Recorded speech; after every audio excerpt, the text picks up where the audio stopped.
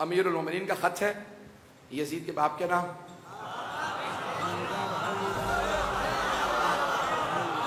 مولا نے خط لکھا. سید رضی جنہوں نے نہج البلاغہ کو جمع کیا فرماتے ہیں کہ اس سے بہتر نہج البلاغہ میں خط نہیں. جنہوں نے جمع کیا ہے نا سید رضی وہ کہتے ہیں اس سے بہتر خط نہیں. سنیں گے تو میں پیش کروں گا. تو ایک مرتبہ کسی نے شام سے خط لکھا مولا کو اور کہا کہ یا علی جنگ کا کوئی فائدہ نہیں. اچھا صفین میں نے اسے پیش کیا تھا. یہ صفین ایک دن کی جنگ نہیں ہے 1.5 سال کی جنگ ہے. تو اس کے اندر میں نے سب کچھ نہیں پیش کیا.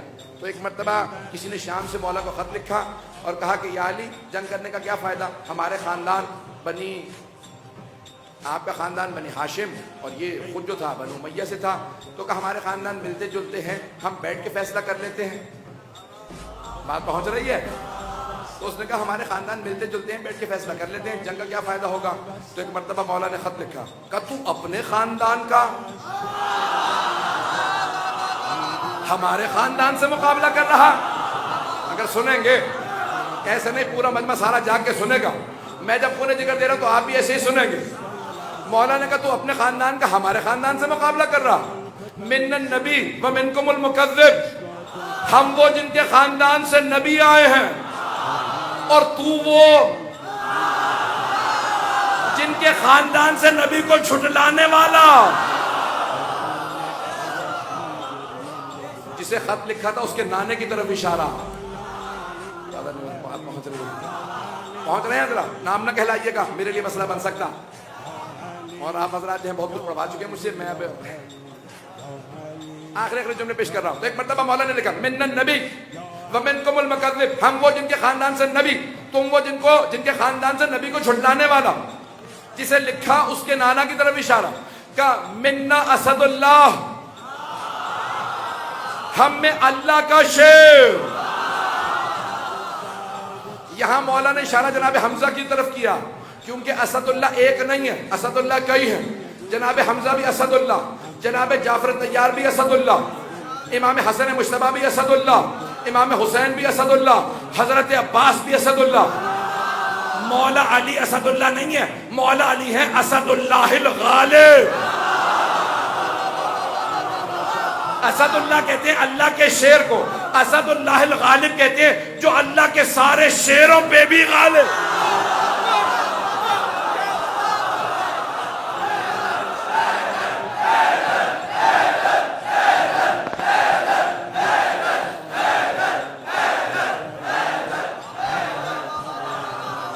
چلیں گے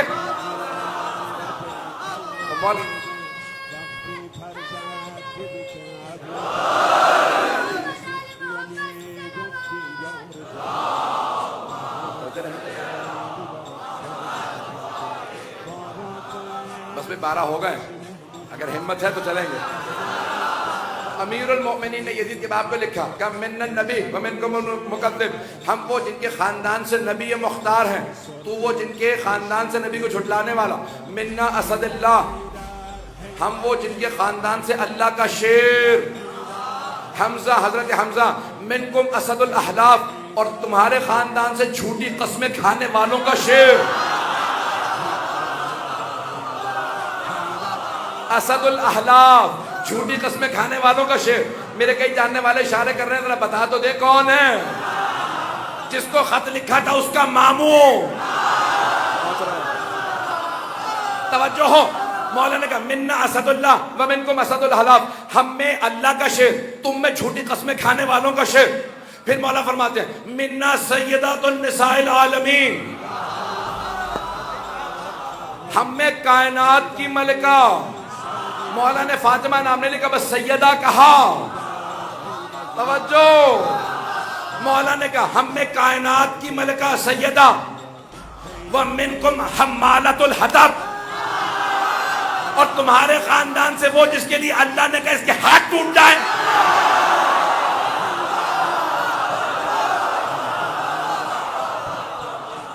ام جمیل کے لیے کہا تھا نا ابو لہب کی بیوی تھی اور جسے خط لکھا تھا اس کی پھپھی تھی.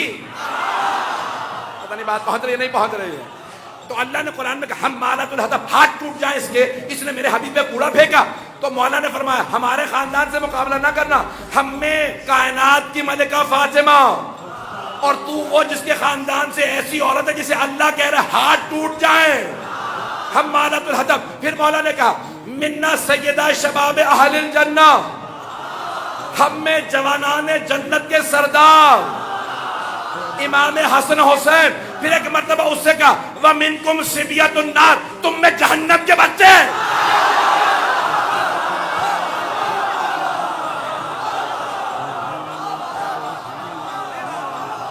پہنچ رہی ہے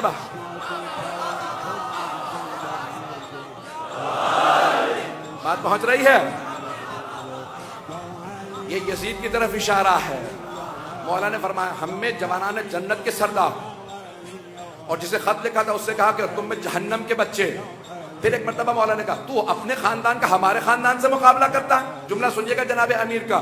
امام نے فرمایا کہا کہ خبردار اپنے خاندان کا ہمارے خاندان سے مقابلہ نہ کرنا، وہ تلوار جو بدر و احد میں میں نے اٹھائی تھی، جس سے تیرے نانا، ماموں، بھائی اور خاندان کے باقی افراد کو میں نے تہہ دے کیا تھا۔ مولا فرماتے ذاک سیف و مائی، وہ تلوار آج بھی میرے پاس ہے۔ سنیں گے؟ مولا فرماتے ہیں وہ تلوار آج بھی میرے پاس ہے، اور اگر تو سمجھتا علی بوڑھا ہو گیا تو ایک تلوار تو لے، ایک تلوار میرے پاس ہے۔ مولا فرماتے ہیں وہ ذوالفقار آج بھی میرے پاس ہے، تو تلوار لے سامنے آ، پھر دیکھتے ہیں نہ علی بوڑھا ہوا، نہ بازو کمزور ہوا، نہ ذوالفقار کند ہوئی ہے۔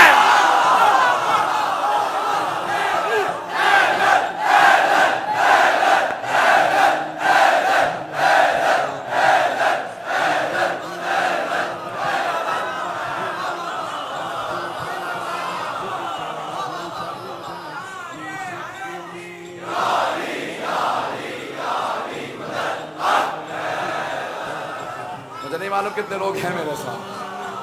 مولا فرماتے ہیں وہ تلوار آج بھی میرے پاس ہے۔ جب خط لکھتے تو کہتے ہیں وہ تلوار آج بھی میرے پاس ہے، نہ بازو کمزور ہوا نہ تلوار گند ہوئی ہے۔ تو تلوار دے، مقابلے میں آ جا، فیصلہ ہو جائے گا کون بہادر ہے۔ اسے خط ملا، اس نے خط پڑھا، اب مجھے نہیں پتا پڑھا اور کچھ نہیں کہوں گا۔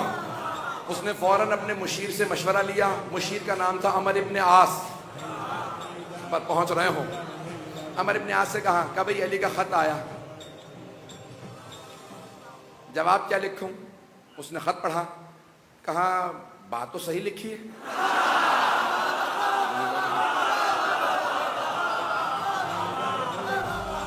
مجمع گھبرا رہا ہے میرا۔ ایک مرتبہ عمر ابن عاص نے کہا اس سے کہ بھئی بات تو صحیح لکھی ہے، کہ نہیں جواب کیا ہے اس کا؟ کبھی تو ایک تلوار لے، علی سے لڑ لے۔ اس نے کہا سن بات سن، مشورہ میں تجھ سے لے رہا ہوں، پاگل میں بھی نہیں ہوں۔ تو چاہ رہا ہے میں چلا جاؤں، تو خواب دیکھ رہا ہے کہ میں چلا جاؤں، حیدر سے بچ کے واپس کون آ؟ تو چاہتا ہے میں علی کے مقابلے میں چلا جاؤں تاکہ تو خلافت پہ قبضہ کر لے؟